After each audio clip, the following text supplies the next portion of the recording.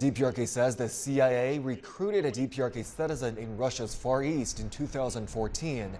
It says the man was paid hundreds of thousands of dollars to recruit accomplices and stage the assassination with biochemical and a radioactive substance during the celebrations of the 105th birth anniversary of DPRK founding leader Kim Il-sung.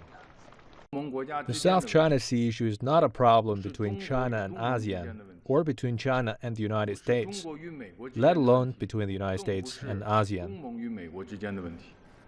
North Korea is accusing South Korea and the CIA of trying to assassinate its leader and dictator, Kim Jong Un. The details of this are fascinating. Greg Palcott live in London. What are some of the details about this alleged plot, Greg? Yeah, Bill, it is a far-fetched plot, but if it had been true, if it had actually happened, we would have had a front row seat. According to the North Korean state media today, Kim Jong-un was supposed to have been targeted while attending a huge military parade held last month on the anniversary of the birth date of his grandfather, the founder of the country, Kim Il-sung, which we happened to attend. The story goes that the CIA and the South Korean counterpart agency turned a North Korean fellow while he was abroad, paid him off, geared him up with some kind of a satellite communications device, and then armed him with a dirty bomb containing some kind of radioactive material. He was going to use that to kill Kim Jong-un at that very public event. Again, we were there. We can attest that security was quite tight. They're always looking, for example, for any kind of like an iPhone or an iPad that might have a GPS homing device, I guess, playing into that concept. We were about 200, 300 yards from the guy. We can tell you that nothing happened on that day. Those claimed to have been involved so far have not had any comment on this, Bill. And apparently North Korea has released some new images of Kim Jong-un. What do we see of him? Exactly. Bill, it's kind of maybe to attest that he is very much alive and well. North Korean state media releasing these images of Kim Jong-un. He is checking out frontline North Korean troops near the South Korean island of Yeonpyeong. That was the target of a deadly North Korean artillery attack back in 2010. It's right on the maritime border between North and South Korea. Probably, Bill, no coincidence that just in this past week, CIA Director Pompeo was there too, checking out the troops, trying to get a first-hand look at the threat of North Korea, as we all are. Back to you. More on that. Greg, thanks. Greg Palcott watching those developments. Strong accusations from North Korea. That country is now accusing the U.S. and South Korea of an assassination attempt on its supreme leader, Kim Jong-un. In a statement carried out on state media, North Korea's Ministry of State Security says it will, quote, mercilessly destroy the terrorists, referring to the CIA and the South Korean intelligence agency. In response to the alleged plot, the ministry said it will conduct a Korean-style anti-terrorist attack targeted at U.S. intelligence agencies. Reporting from Seoul, South Korea, here's RT's Simone Del Rosario. Here in South Korea, officials are surprised by Pyongyang's direct criticism of China, its neighbor and main economic supporter. North Korea said China had crossed what it calls a red line by pushing for tougher sanctions against the country. China is brushing off Pyongyang's tough talk, but at the same time says it wants to remain on friendly terms with Kim Jong-un's region. The South Korean Ministry of Unification called the criticism rare and said Pyongyang needs to pay attention to China's message against that country's nuclear and missile provocations. And U.S. President Donald Trump is pushing China to keep pressure on Kim Jong-un. U.S. and South Korean navies have teamed up in a massive show of military might. The U.S. Navy released this video of the USS Carl Vinson and its fleet, flanked by 2 South Korean destroyers in the Western Pacific heading toward Korea. Also today, new reports say the Pentagon is now looking into any possible relationship between North Korea and Iran. According to media reports, Pentagon officials say they've seen recent similarities between Iran's missiles and a submarine and those designed by North Korea. That includes a failed cruise missile attempt from a midget submarine this past week. The Pentagon says that the sub's design was based on one made by North Korea that sank a South Korean warship in 2010. But in the midst of all the talk against North Korea, one country's leader is backing him. According to North Korean state media, in a visit from Cuba's president, Raul Castro, he said Cuba extends full support to the Workers' Party of Korea and the Korean people in their just struggle, and will always stand with them in an anti-U.S. joint front. The two countries have a long history of friendship, but this is the first time in recent memory Castro has vocalized that support. Meanwhile, here in South Korea, we are just 4 days away from voters headed to the polls to choose their next president. The outcome of this election will prove critical as to how South Korea deals with the North down the line. It's leftist candidate Moon Jae-in's race to lose. He currently holds a near 20-point lead in the latest polls. He's come out against the U.S. deploying the missile defense system THAAD and has made it clear that under his reign, the U.S. could only take military action against North Korea with Seoul's approval. But Moon's critics worry he will go back to supporting what is called the Sunshine Policy.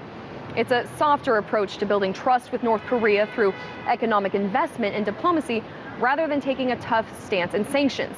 It was South Korea's approach for 10 years, ending in 2008.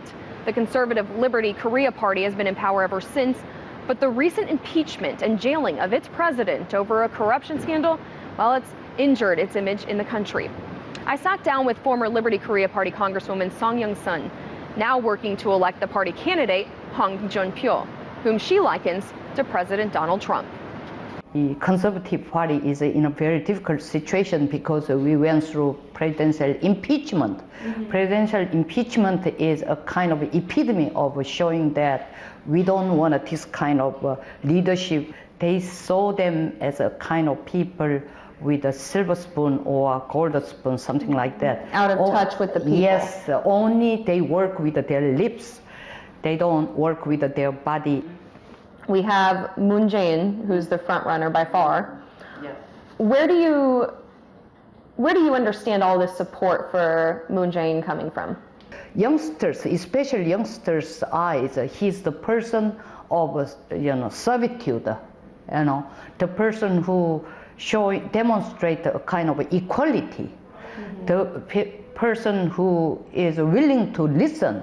I'm not so sure he is actually that kind of person, but 20s and 30s who are most interested in politics, they saw him as that kind of image. So that's why they are very strong in supporting him. The candidate that you are working with to try to get elected, Hong Jun-pyo? Yes. Tell me about him. He is a very strong and tough person. And you said that he reminds you somewhat of the United States President, Donald Trump. Why is that? Because I think Trump is not a stupid person. He's very smart, unpredictable, but not necessarily he is unpredictable. I think he's extremely predictable in appearance. He looked like unpredictable, but that unpredictability is manifested. Hong is very similar like that. He speaks very rude and direct and very offensive word, but not because he's stupid. He's very coldly calculated, and by doing that, he discouraged the other party. You're a professor. Yes. How would you grade President Donald Trump's actions and tactics in dealing with North Korea? I'll give him 8, 1 out of 10 scale. Yes, he's not stupid. And YT yesterday said that, oh, he's too presumptuous. He's not cautious enough. He was not smart game. I don't think that. I think he does what he want to do. He want to do is not just out of his fit or out of caprice. He does it with a very serious calculation. He's really now, what he's doing is poking and snooping around and checking and see the Kim Jong-un's reaction, how he's gonna deal with that ball. Should I kick or touch it and caress it, or punch it, or softly touch it? That's how he calculates. Yeah. So that's why you think that he's making such different statements. Yes, very conflictual message. Very conflictual. On one time, he said that Kim Jong-un is a maniac or madman or stupid dud or dumb dud. Now he says he's quite smart cookies, or even he said, I'm honored if I can, sit together. And of course, that under the statement of I'm honored, it means that you smart cookie don't play smart don't play a smart game. If you are ready for complete denuclearization, I'm ready to sit with you face to face. Until that, be prepared. That's what he meant. And we're preparing for this country's presidential election. It's this coming Tuesday, May 9th. We'll be here in the South Korean capital reporting for you with results and reactions. In Seoul, South Korea, Simone Del Rosario, RT. Hi, I'm Julie Banderas. North Korea has accused the U.S. and South Korea of hatching a devious plan to assassinate Kim Jong Un. According to the Hermit Kingdom, a man named Kim was paid to carry out a biochemical attack on the dear Supreme Leader. The gentleman was, quote, corrupted and bribed by South Korean officials while he was working at a timber firm in Russia in 2014. Seriously. Here to discuss now, Professor of Political Science at Iona College, Jeannie Zaino, and CEO of American Civics Exchange, Flip Padot. Thank you both for joining us.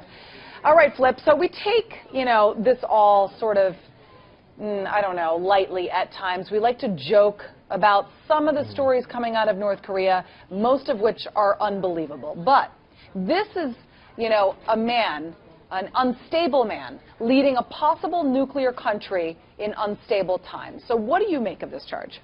Right, yeah, it is tempting to treat it sort of comically, because it is basically comical, but it's easy to forget that this is a nuclear-armed, no, he is not a cartoon character. Hermetic madman, that it's very hard to understand what actually motivates him, right, and what he might do. So in terms of this specific story that they're putting out, I mean, there are a few theories, none of which make a ton of sense. I mean, this could be the pretext for their next provocation.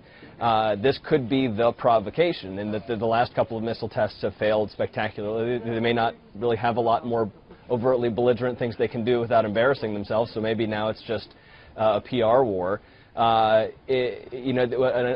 theory I read this morning on the Hot Air blog actually suggests that North Korea might be getting increasingly concerned that a country like China, which actually does have more in-person contact with the regime, could be getting sick of North Korea's antics, and maybe they would plan something like this. And so it's a little bit of preemptive scapegoating of the U.S. and South Korea that would presumably have a harder time getting access to the Supreme Leader. So they're always inscrutable, obviously. We make a mistake to take them lightly, but I think we also make a mistake to try and view the Kim regime's actions through a truly rational lens. First of all, Jeannie, I mean, the Kim regime will look for any reason whatsoever to fire off another missile, to threaten the West, to criticize our president. Is this some sort of loophole? Is this some sort of scapegoat to then try to, I guess, take action against us somehow and justify it with the fact that maybe the United States is involved in putting some kind of hit job out on this guy? Certainly the United States would not be too sad to see him go. Do you believe there's any truth to this accusation? I don't think we have any evidence that there is truth to the accusation as of this point. So I would suggest that what this is likely is this is a move by North Korea to say, look, we are being victimized, to play the victim, and then, as you mentioned, if they decide to do another test, this could be a reason. And it also diverts attention away from these failed missile launches that they've been making. True. And they have been, let's be honest, under real fire from, and not actual fire, but real fire from the Trump administration. And I have to say, this is not something that many of us suspected that the administration in just over 100 days would be able to achieve, but they have really managed to put the North Korean leadership on the defensive, if you will. So I think we see a little bit of reaction, or a lot of reaction to that, and I do give the Trump administration credit for that. Whether this was by design or by default, they have put this administration on the defensive, and I think this latest story is just an example of how they're responding to that, and I think they feel that there's nothing to lose here. If we say this and there's no evidence, nobody will be surprised, but it does give us an excuse for any behavior we engage in subsequently, and it diverts attention from our failures. That's all they're looking for, is some sort of excuse, some sort of sign of intimidation by any other nation, and they're going to go off and fire off another missile or feel they are justified to do so. But, Flip, there's a lot of tension right now also on the Korean Peninsula. Where does this story fit into the current situation? Well, as you said, there is tension. We've been mobilizing and moving military assets as well, which again, if they're looking for an excuse to say, well, we're being threatened, you'd think that would be the lower hanging fruit, to say you're moving carrier strike groups into our waters. So it's hard to know where this fits in. This could be bluster. Someone got an idea in the propaganda ministry to put out a crazy story like this. It could be a calculated pretext to the next provocation. It could also be, you know, a reaction to we've seen now some movement from China in terms of taking this more seriously, sort of cooperating with the Trump administration, which possibly raises in Kim Jong Un's mind the incremental, you know, crisis that his nation faces in increasing isolation from their one existing trading partner. They may feel, well, look, we've got to get China back on our side. We've got to convince them that we deserve sympathy because the U.S. is trying to secretly kill us with nanoparticles, whatever the story said. So again, it's hard with such a characteristically irrational head of state to read too much into where this fits within a strategy, you know, through the lens that we would normally view it. But it's I think an indication at least that they're rattled in a way they haven't been in recent years. Right. All right, Flip and Jeannie, thank you very much for joining us. Very interesting. Thank you. For complete political coverage, stay right here on FoxNews.com. I'm Julie Banderas. Thanks for watching.